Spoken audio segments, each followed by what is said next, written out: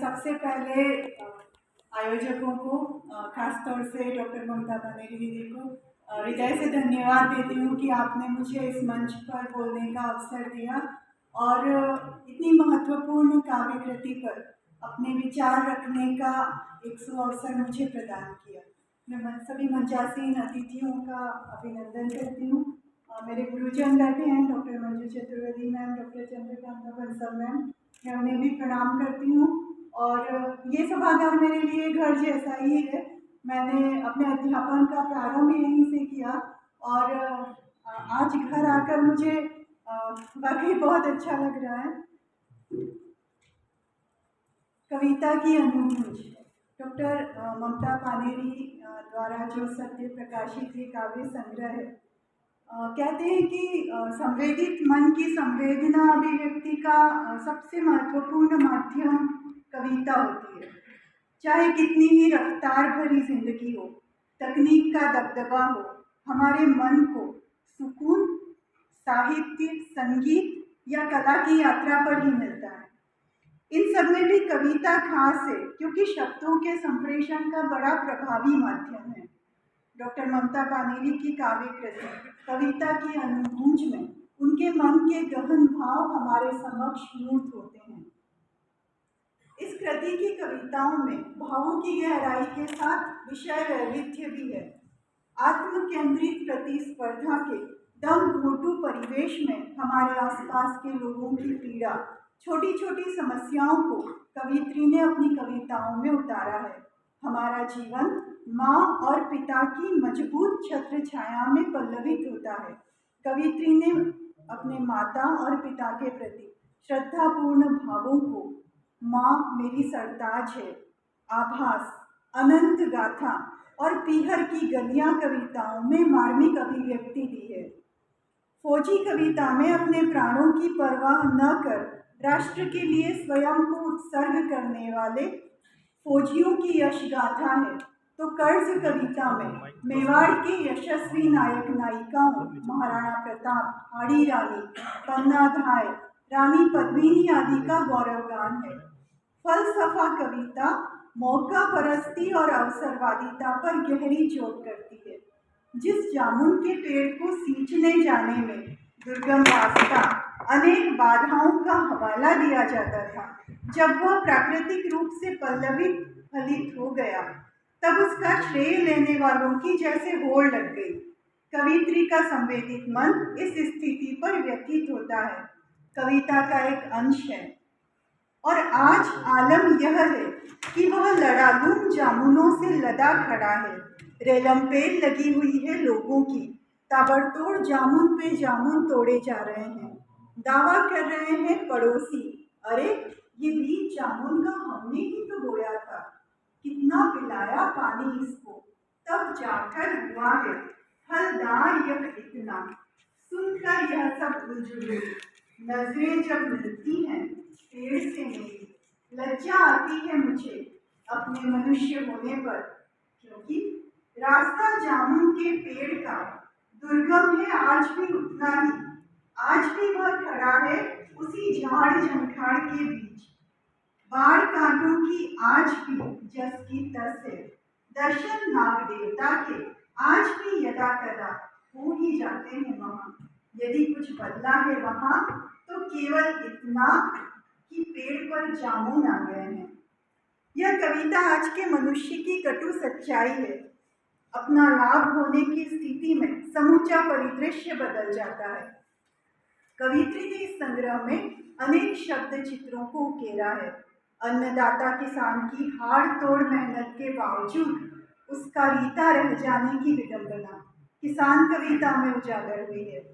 तो 2 जून की रोटी के लिए संघर्षरत लोगों की बस्ती में डाइजीन टैबलेट की अनुपलब्धता, यह सच डाइजीन कविता में मुखर हुआ है। कोरोना की भयावह त्रासदी और उससे उपजी पीड़ा, एहसासों का एहसास, हौसला और सन्नाटा कविताओं में ध्वनित हुई है। एहसासों का एहसास कविता हमें झकझोरती है। हम 2020 और 2021 के उस भयावह कठिन दौर से रूबरू होते हैं। कवित्री की लेखनी हमें बहुत से दृश्य बिंबों के जरिए उस मुश्किल समय की पीड़ा से बड़ी शिद्दत से जोड़ती है। डॉक्टर पानेरी के इस काव्य संकलन में बहुत से मनोभावों और स्थितियों की गूंज है, अनुगूंज है। कन्या भ्रूण हत्या पर सचेत करने वाली कविताएं बचाना होगा तथा कली हूँ मैं महत्वपूर्ण कविताएं हैं। युवा पीढ़ी को जागरूक करती कविताएं आबरू और बचाना होगा, ये भी महत्वपूर्ण कविताएं हैं। कवि मन निराशा में भी आशा के दीप जलाता है और प्रस्तुत काव्य संग्रह में ऐसी बहुत सी कविताएं हैं। दीपों की झिलमिलाहट, ऐसा एक बीज बो दे, तिमिर पर उपकार कर, जोश हवा का रुख एवं दीप अकेला, आस्था और विश्वास से भरी ऐसी ही कविताएं हैं। संकलन की कुछ कविताएं स्त्री मन की गहराई और व्यथा को सहज ही मुखर करती हैं।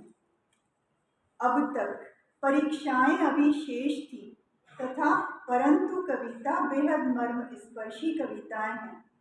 सच तो यही है कि स्त्री के लिए परीक्षाएं अंतहीन होती हैं, चाहे वह सफल हो या असफल, परीक्षाएं उसका पीछा कभी नहीं छोड़ती।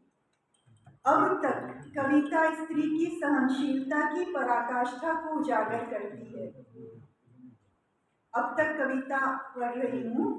कभी कभी गैस पर कढ़ाई चढ़ाने और उतारने के बीच भी इतना कुछ घटित हो जाता है कि समझ नहीं आता क्यों, किस लिए, कढ़ाई ये क्यों ली, वह क्यों नहीं, तेल इतना क्यों डाला, जले तेल का क्या करेंगे, गैस थोड़ी कम रखा करो, मालूम नहीं कितनी तो महंगी हो गई है, अरे गैस बंद कर दिया, अभी तो खाना बाकी है कुछ के, कितना समय लग जाएगा फिर से गर्म होने में तेल को, गैस भी कितनी जल जाएगी। फिर भी गनीमत उस पराए घर से आई स्त्री की, जिसे कहते हैं हम आज की सशक्त नारी, कि वह गर्म नहीं हुई अब तक। इसी तरह छिलके कविता भी संकलन की महत्वपूर्ण कविता है। परत के भीतर सब कुछ कितना खोखला है, लेकिन वही सत्य भी है और जो सदा ढका छुपा नहीं रह सकता। इस युग सत्य को बड़े सधे शब्दों में कवित्री ने अभिव्यक्ति दी है। साथ ही 8 मुक्तक और 4 क्षणिकाओं में भी कवित्री ने अपने भावों, स्मृतियों तथा संवेदनाओं को कुशलता से पिरोया है। एक क्षणिका देखें। तुम झुक जाओगे तो लोग तुम पर सवारी करेंगे, तुम उठ जाओगे तो तुम लोगों पर सवारी करोगे, बस यूं ही चलता रहेगा यह खेल। समग्रतः डॉक्टर ममता पानेरी कृत यह काव्य संकलन कविता की अनुगूंज, मानव मन के गहन भावों, अपने परिवेश की सजग अनुभूति और अपने समय की ईमानदार अभिव्यक्ति है। इसमें संकलित कविताओं की सहज सरल भाषा इसे आम पाठकों के लिए भी सुबोध बनाती है। अनेक मनोभावों और अनुभूतियों से सराबोर यह कृति निश्चय ही पठनीय है। अपनी प्रथम काव्य कृति के प्रकाशन हेतु डॉक्टर ममता पानेरी को हृदय से बधाई और आगे की काव्य यात्रा हेतु अशेष मंगल कामनाएं। धन्यवाद। बहुत बहुत धन्यवाद डॉक्टर प्रीति भट्ट जी। इतनी खूब बात आपने, इतना सार कविता का इन्होंने बताया और एक पंक्ति जो वास्तव में हृदय को छू जाती है। इस तकनीकी युग में जहाँ सब रिश्ते सब आपस में व्यस्तताओं में बदल जाते हैं, वहाँ डॉक्टर ममता पानेरी जी की एक पंक्ति चरितार्थ करती है कि यदि कुछ बदला है तो बस, यदि कुछ बदला है तो बस कि पेड़ों पर जाओ। बहुत अच्छा लेखन। और मैं डॉक्टर प्रीति भट्ट जी के बारे में बताना चाहूँगा कि